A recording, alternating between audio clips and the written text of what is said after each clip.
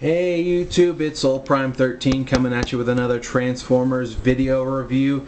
Today we're going to be taking a look at the War for Cybertron Siege reissue deluxe class Prowl. So this is one of many figures I missed out on while I was not actively collecting over the last few years. So I'm definitely excited to get this guy in the collection. There are some small things about him that I wish were different, mainly the fact that his entire shin piece is, just clear plastic that's been painted over. I wish they would have just made that opaque plastic, but other than that, I don't really have very many complaints.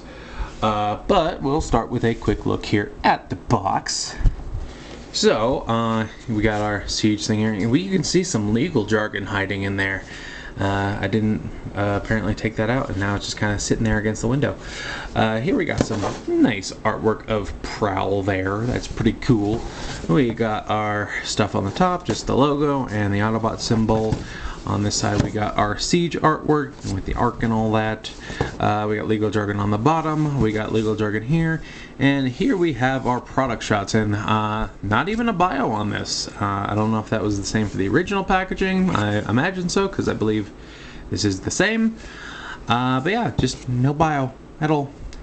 Also, I can't remember if it was him or Trailbreaker, because they showed up at the same time, but I believe it was him who came with this little red thing that you use to reveal the hidden tech specs on the back of boxes. And part of the reason I can't remember which one it came with is neither of them have that on the box. Like, I don't even know why this was in there. It was just in there. So yeah, I don't know. But that's about it for the packaging. And we do have our lovely instruction booklet. So there is that. I just noticed that it says to put the light bar on the gun. Yeah.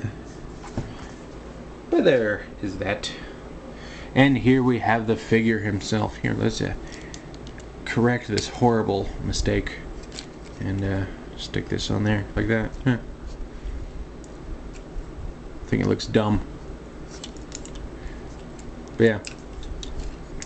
So obviously he comes with a little light bar accessory that plugs into his back. Oh yeah, I guess this piece is probably clear plastic too, since it's painted on the bottom. Yeah. If it weren't for the clear plastic, this figure would be absolutely perfect in my opinion. And he does come with his gun, and it does appear to be blast compatible. So yeah, because that was definitely around at that point. So lots of Daka action there, pew pew pew, which is cool. And you can also store this. This is the same way you store it in car mode, but if you take this sort of squarish peg here and put it into the top of the light bar, you can store it like that. Getting a close up, we do have some nice silver paint for the face.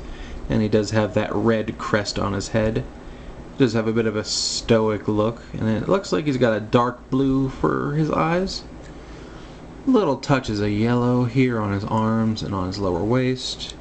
Got an Autobot symbol there on his knee and one on his chest. There are two little dashes of yellow, like right here. They're pretty hard to see even for me, like right here in person.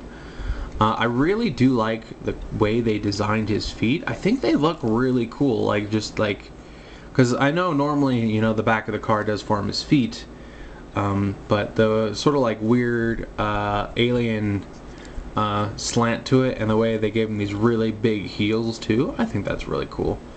He does have some blast ports here on the bottoms of his feet as well, and he does have these ports on his arms, and it looks like right here too. So yeah, you can get his leg getting shot or something. So plenty of blast ports, which is always nice. I am going to take this gun off and put it to the side just so it's out of the way. But yeah, as far as articulation goes, you do get some back and forth in the door, partially for transformation, but you can use them to, maybe angle them if you want. If we move them out of the way, we can get a full 360 with the arms. shoulders can come out that far. We do get a bicep swivel, and we do get 90 degrees at the elbow. We do also get a full wrist swivel. It's a little snug, but you know, hey, you get a wrist swivel, that's always a plus. And you want to make sure that his shoulder pads stay in the right orientation. We do get a ball joint here, decently mobile, a little bit snug, but not too bad.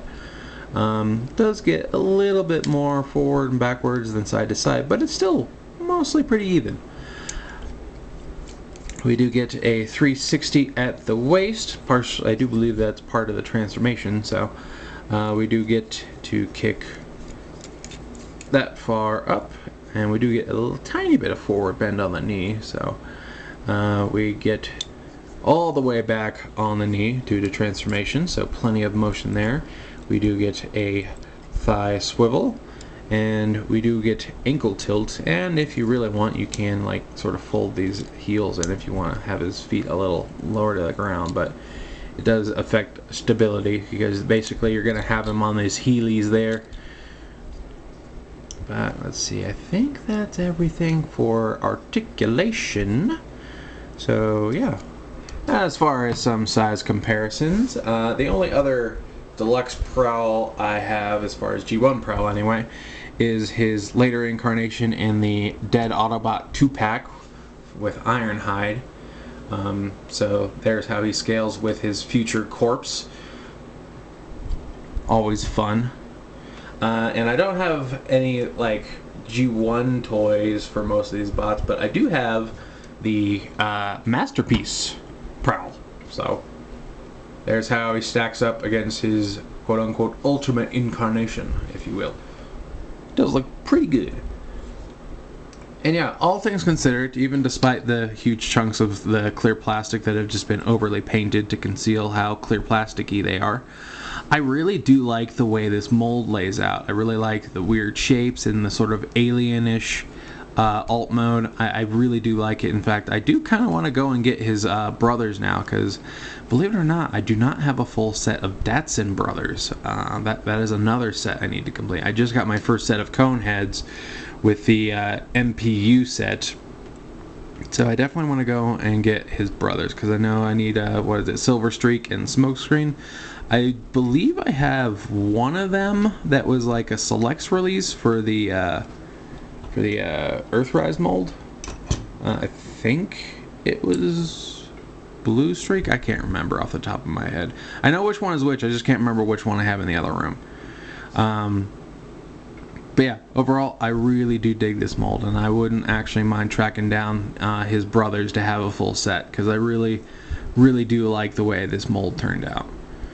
So yeah, who knows, maybe they'll reissue them too, but I don't know. They've been kind of just doing random reissues, and aside from like the 2 cone heads, they haven't even really done any like adjacent ones, because they still haven't finished the cone head set. We still don't have a thrust reissue. I would really like that though, so I could finish that set, but well, we'll have to wait and see. So yeah, I think that's about it as far as the robot mode goes. So I think we should go ahead and move on to transformation. So first things first, we are going to come back here. No, we are going to come here to the waist, and we are just going to untab that and bring this whole assembly up. And you can see that this is sort of on a hinge here, and we want to bring this back so that we pull this piece that is conveniently stored like in his torso, and we're going to bring that up, and that's going to complete the hood of the car. Then we're going to take his chest torso piece here and fold all the way under like so. Then we can come here and just sort of bring this on this double hinge up in here.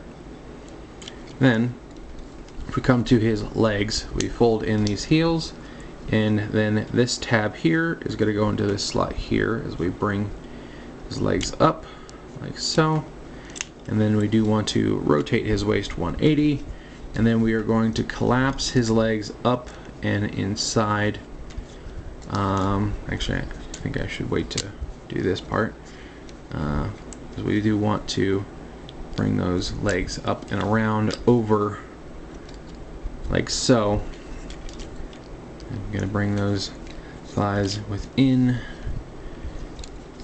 and then we want to make sure that we get these all the way forward.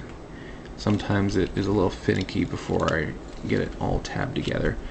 But yeah, once we start getting it there, we can sort of wiggle these together like so. And then we just want to bring this forward and make sure that these clear pieces, here I'll remove this so you can see, so that these stick together. And it's not quite coming together completely.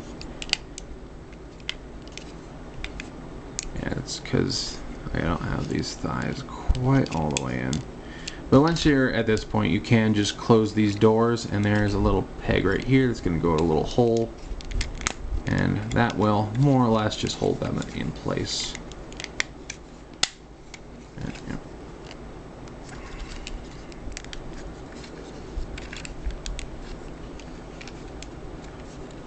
Anyway, we're going to go ahead and put that light bar back up there.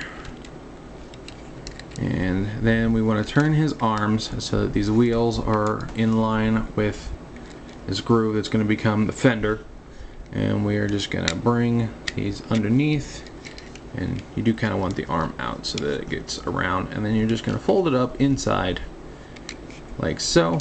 And there you have him in his Cybertronian vehicle mode, and it does look pretty neat, and it does keep that cop car aesthetic, but still looks very alien. And I just noticed his front wheels are a different size from his back wheels. I just noticed that. That is actually really cool. Make sure that those are angled properly. And as far as rolling, he does roll pretty well. This back wheel seems to roll a little bit less than the rest, but otherwise he rolls pretty well. And again, you can just store that gun, as I mentioned before, on top of the vehicle like so, and it does look very nice. And we'll do a couple comparisons here. Here we have one of our modular figures, what is it, weaponizers? Can't even remember this guy's name. And here he is with B-127, so another Cybertronian car. Yeah. So overall, yeah, this is definitely an old figure, but I'm certainly happy to have him in my collection right now. I'm sure that for a lot of people, they already have their opinions on this mold. Like I said, it is somewhat of an old reissue. A lot of people probably do already have this, or one that they prefer. So I'm not really going to give this too much of a rating or anything, but I will say that I definitely enjoy it, and I definitely wouldn't mind picking up his brothers, as I mentioned. So yeah, that's about it for this review, and I hope you enjoyed. So I guess I'll go ahead and wrap things up here, and this is Soul Prime 13 saying transform and soul out.